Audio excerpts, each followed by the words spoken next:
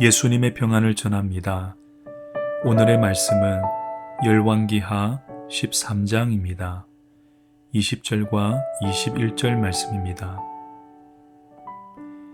엘리사가 죽으니 그를 장사하였고 해가 바뀜에 모압 도적대들이 그 땅에 온지라.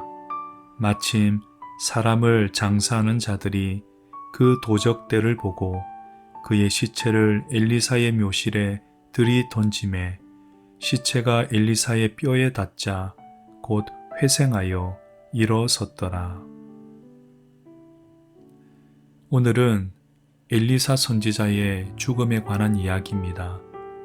엘리사는 죽어서 동굴 무덤에 들어갔습니다. 해가 바뀌고 시신은 많이 부패되었습니다.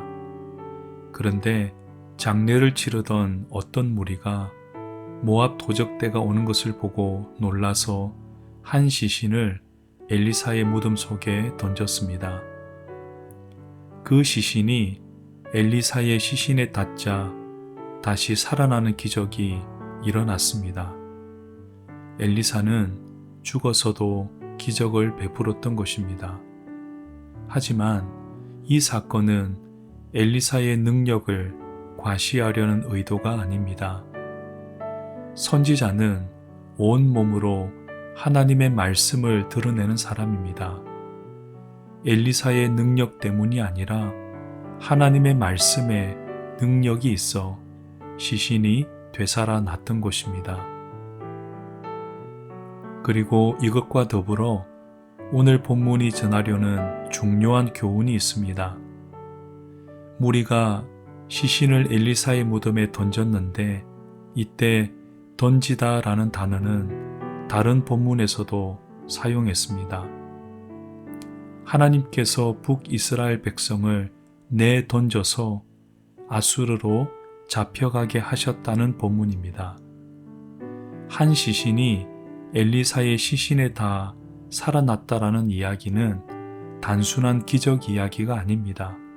이것은 이스라엘의 운명에 관한 예언입니다. 영적으로 타락한 이스라엘은 결국 이방 나라로 던져질 것입니다. 그리고 일정 기간 포로 생활을 할 것입니다.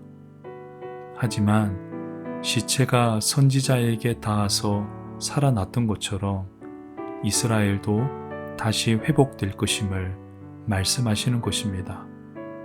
단 조건이 있습니다. 포로로 잡혀간 곳에서 하나님의 말씀을 듣고 순종해야 합니다. 엘리사 선지자는 죽어서도 하나님의 말씀을 증거했습니다. 그의 몸은 썩어 없어졌지만 하나님의 말씀은 영원히 그와 함께 했습니다. 풀은 마르고 꽃은 시드나 하나님의 말씀은 영원합니다.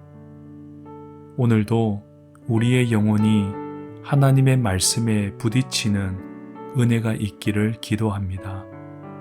하나님의 말씀이 우리의 영과 육을 살리고 미래의 소망을 품게 하실 것입니다. 사랑의 주님, 오늘도 주님의 말씀에 나의 삶을 의탁합니다.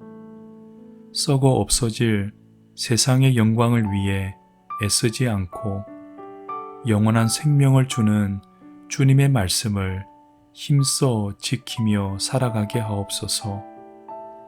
예수님의 이름으로 기도합니다. 아멘.